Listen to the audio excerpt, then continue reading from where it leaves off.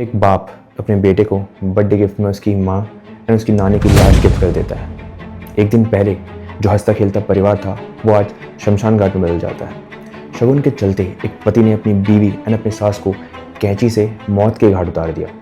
हैवानियत तो तब हो गई जब उनके मौत के बाद भी उनके शवों को वो लात मारता रहा। उनके को जब मरने के बाद भी मेरे भांजे के सामने दोनों को, मेरी मम्मी को और मेरी सिस्टर को लाते मार रहा था।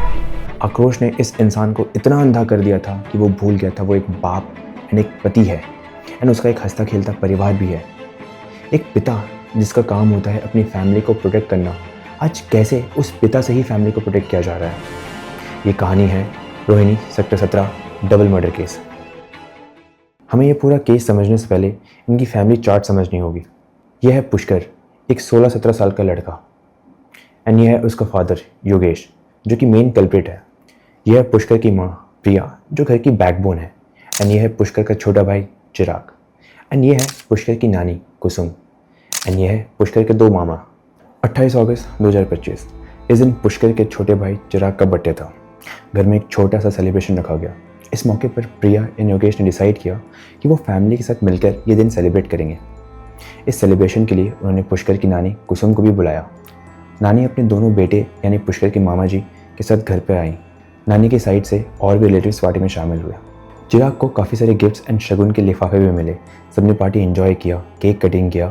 चिराग का बर्थडे पूरी फैमिली ने मिलकर मनाया। 28 अगस्त को मेरे भाई का बर्थडे था जिसमें नानी की साइड से सारे वो आ रखे थे, रिलेटिव्स वगैरह सारे नानी की साइड से फंक्शन किया था ऊपर सामने। तो उसके बाद जब सारा पूरा हो गया सारा फंक्शन, तो जो नानी है मेरी तो वो हमारे साथ रुक गई उधर। पार्टी देर रात तक चली, लगभग रात के 2:30 बजे पर ख़त्म हुई एंड सब अपने अपने घर चले गए।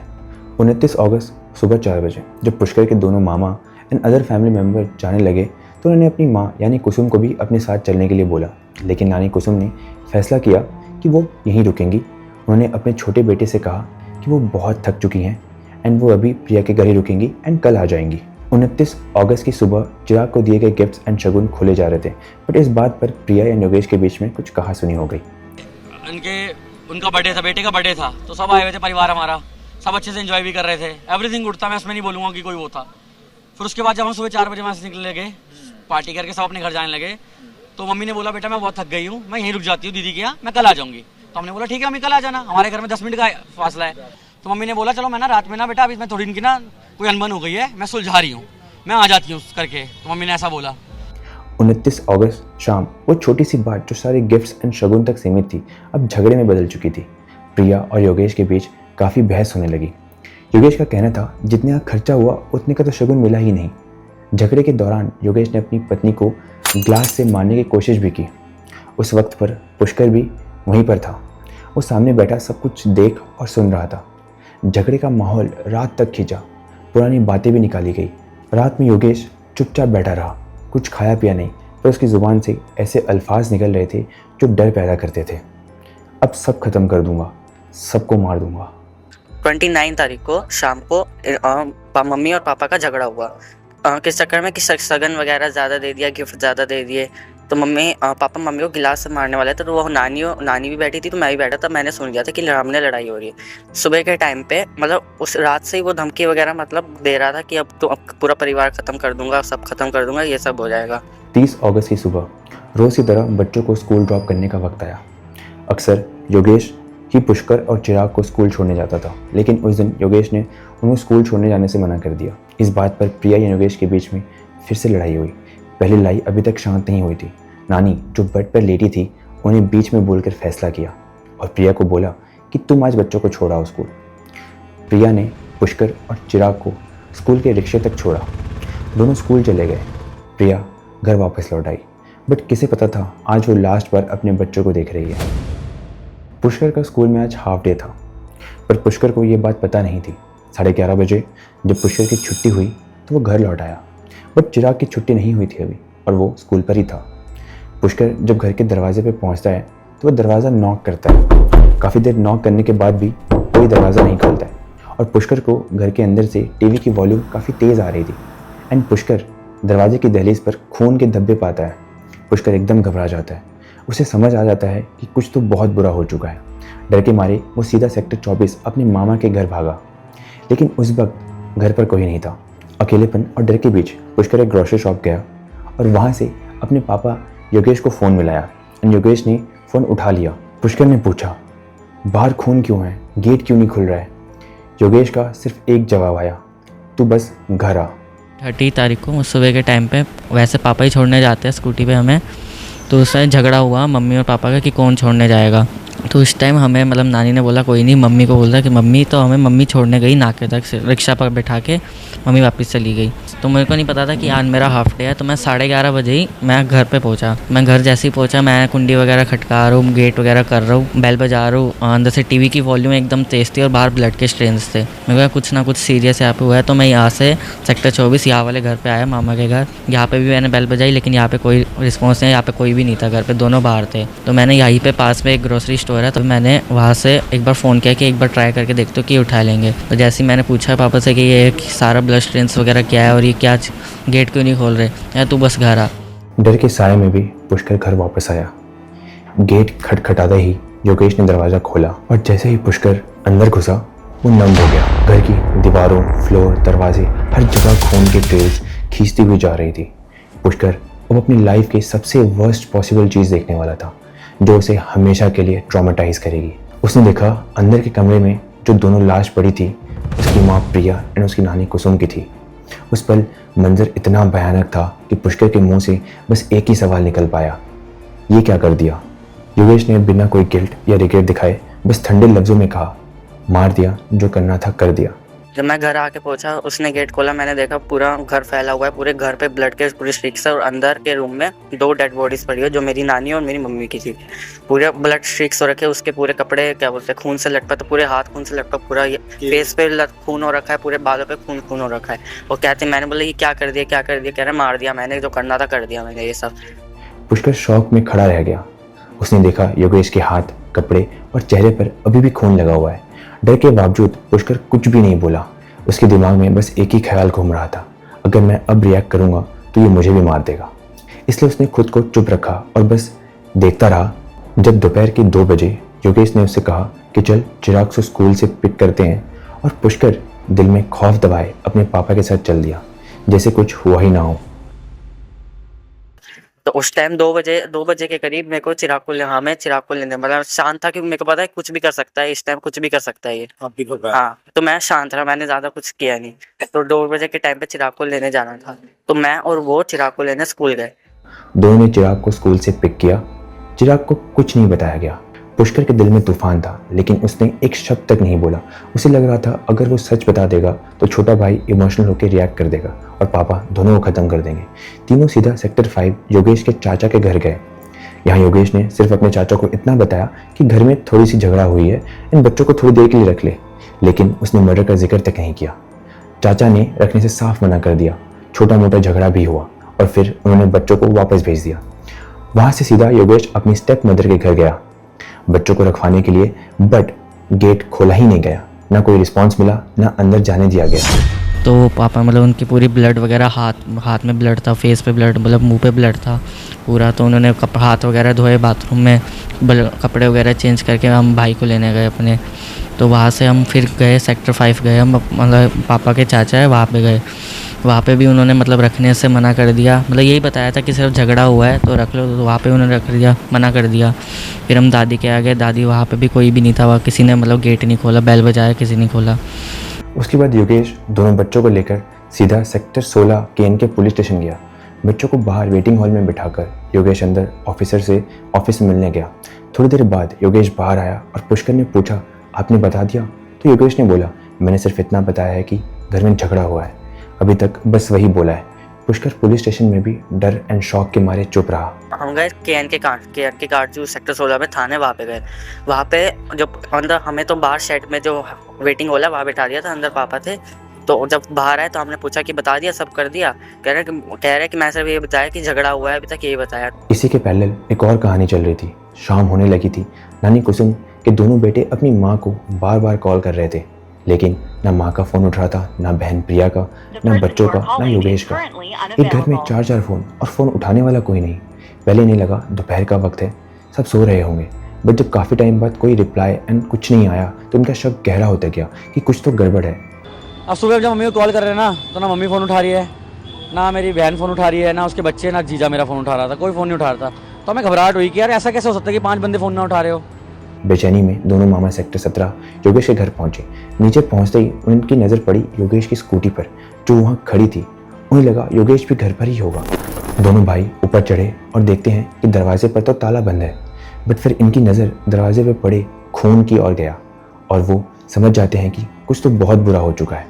इसलिए वो डिसाइड करते हैं कि वो अब ताला तोड़ देंगे। इसलिए वो नीचे से कहीं से हथौड़ा लेके आते हैं और ताला तोड़ने लगते हैं। अब जैसे ही ताला टूटा एंड वो अंदर गए तो दरवाजे से घर के अंदर तक खून के धब्बे पड़े हुए थे। बट फिर इन्हें जो दिखता है वो उनकी लाइफ का सबसे भयानक दृश्य होता है। वो देखते हैं कि उनकी माँ कुसुम एंड बहन प्रिया दोनों की डेड बॉडीज पड़ी है। वो शॉक हो जाते हैं ये सब देख के एंड वो तुरंत पुलिस को इन्फॉर्म कर देते हैं। तो मैंने जाके भाई को बोला, स्कूटी तो नीचे खड़ी है, कॉल पे जीजा की स्कूटी तो नीचे खड़ी है। ऊपर गया तो मैं सामने से देख लिया कि गेट पे ताला लगा हुआ है। मैंने बोला ताला लगा है। भाई का ताला लगा, ये सब कहाँ चले गए? ना मम्मी ने बताया एक बार फ़ोन किया कि ताला क्यों लगा हुआ है। मैंने भाई कह रहा देख एक बार अंदर खड़का के देख। मैं मानोगे जैसे मैं गेट को खड़काने के लिए अंदर के ताला देखने गया ना, मेरे को लगा क्या होता ताला लगा कहीं चला ना गया, उन लोगों को अंदर होंगे। वहाँ पर ना सारा ब्लड ही ब्लड गिरा हुआ था। बस वहीं मेरे को ये बिलीव हो गया था कि कुछ ना कुछ अनहोनी हुई है। तो नीचे फिर हम एक जगह से थोड़ा लिया हमने, पड़ोसियों से जान के है नीचे वहाँ दुकान पे तोड़ा हम लोगों ने दोनों को। और हमें तो टेंशन तो हो रही थी ब्लड देख के। जैसे ही हम अंदर घुसे तो ब्लड ऐसे ऐसे ऐसे करके सारा जा रहा था और पता चल रहा है कि उन्होंने अपने को बचाने की कोशिश करी होगी आई गेस, या वो जब लॉक लगाया गया होगा तब वो आना चाह रहे होंगे, खोलना चाह रहे होंगे। फिर जब हम जैसे रूम में खोला तो मेरी मम्मी और पूरा लास्ट उन्होंने बहुत गंदे तरीके से उनको मार रखा था। मतलब आप जाकर आपको बॉडी की पता देखोगे ना, आपको पता चलेगा बॉडी जब आएगी। थोड़ी ही देर में दिल्ली पुलिस की क्राइम टीम और फॉरेंसिक स्क्वाड सेक्टर 17 रोहिणी के उस घर पर पहुंचे जहां दरवाजे की दहलीज तक खून बिखरा हुआ था। पुलिस ने पहले ही नज़र में देखा दहलीज के नीचे तक खून के स्ट्रीक्स खींचते हुए गए थे। अंदर के पूरे फ्लोर पर ब्लड के निशान थे। चाय के ग्लास, ब्रोकन आइटम्स सब फ्लोर पर बिखरे हुए थे। रूम के अंदर 2 लाशें थी, प्रिया एंड कुसुम, दोनों खून में लथपथ और उनके शरीर पर डीप स्टैब वाउंड्स थे।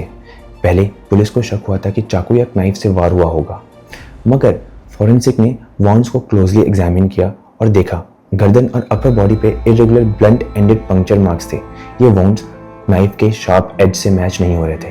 फिर कॉर्नर में ब्लड स्टेन सीजर मिला।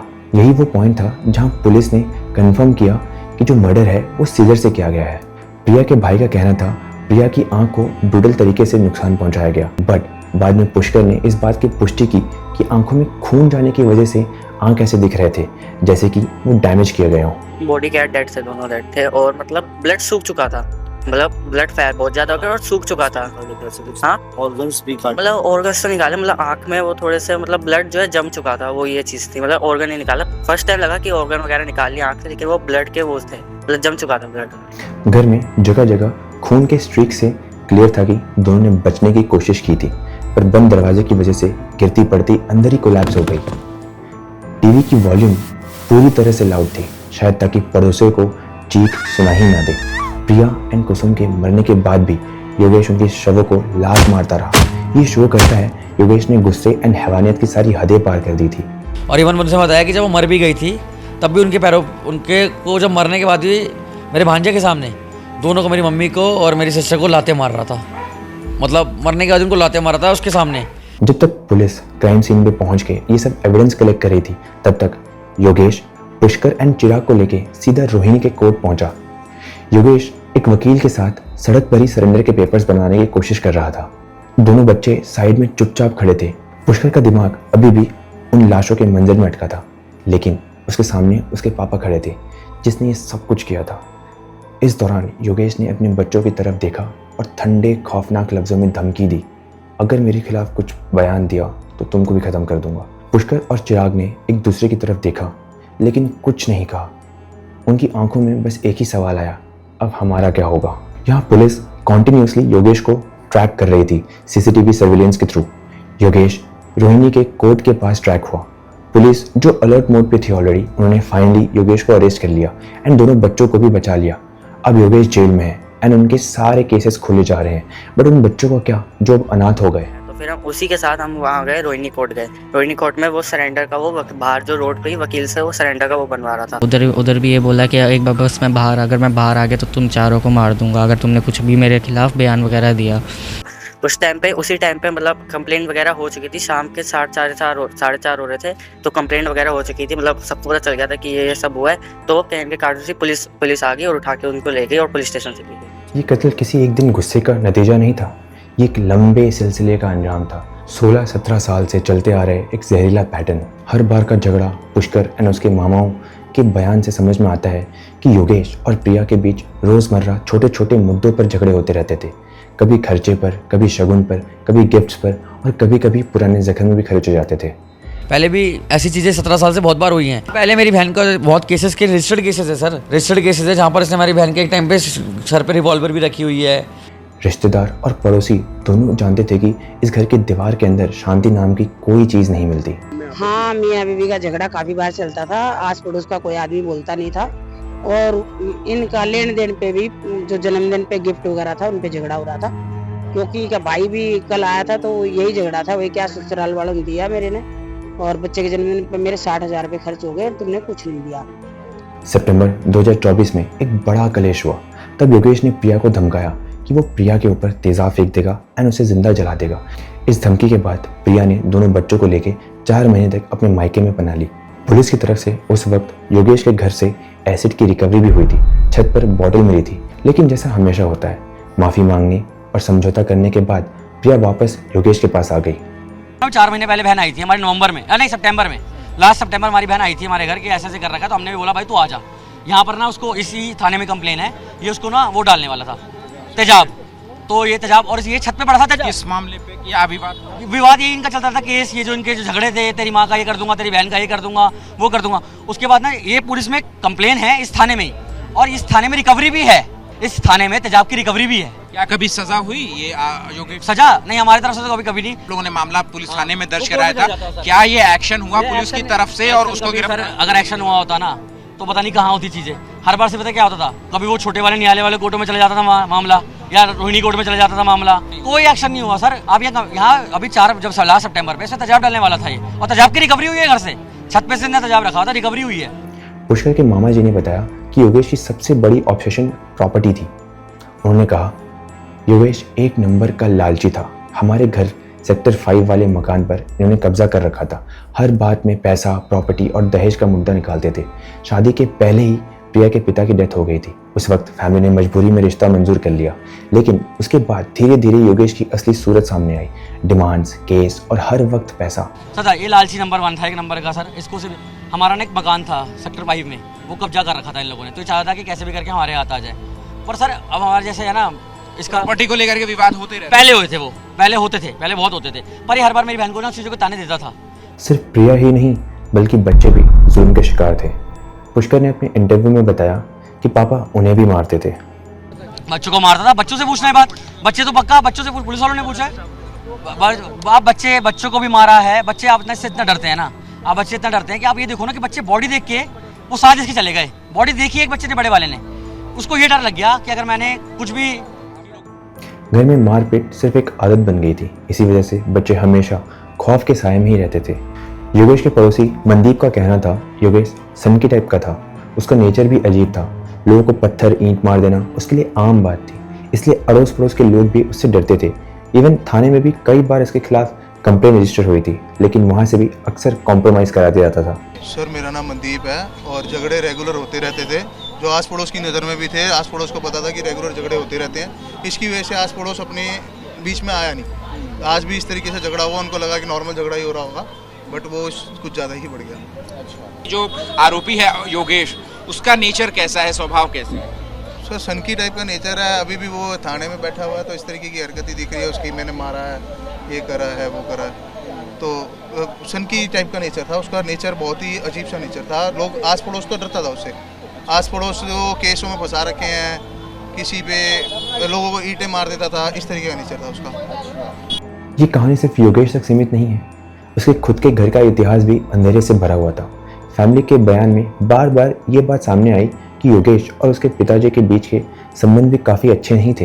दोनों पारिवारिक मामले और प्रॉपर्टी को लेकर कोर्ट तक जा चुके थे। घर में लगभग हमेशा एक जंग का माहौल रहता था। योगेश के पिताजी पर आरोप था कि उन्होंने अपनी पहली बीवी को जलाकर मार डाला था। ये बात सिर्फ अफवाह नहीं बल्कि थानों के रिकॉर्ड्स में भी होने का दावा किया गया है। ये सिर्फ योगेश और उसके पिताजी तक सीमित नहीं था। बयान ये भी कहता है इस परिवार में मुश्किल से कोई ऐसा होगा जिसके नाम पर केस ना हो, चाहे वो प्रॉपर्टी का डिस्प्यूट हो या फिर मारपीट का मामला हो।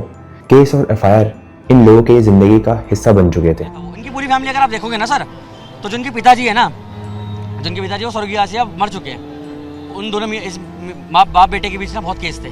बाप ने भी इस पे करा था बाप पे, इसके बाप ने भी अपनी जो पीली बीवी थी ना वो जला के मार दी थी। हाँ, अपने पहली। तो मतलब आप ये कह रहे हो कि ये कोई नया मामला नहीं है डिमांड का, ये बहुत पहले से चल रहा है सर। बहुत एक बर्थडे पार्टी जो खुशी से शुरू हुई थी सिर्फ 2 दिन में मौत की कहानी बन गई। 2 लाश, 2 अनाथ बच्चे और एक ऐसा बाप जो कह रहा था अगर मेरे खिलाफ बयान दी तो तुम दोनों को ख़त्म कर दूंगा।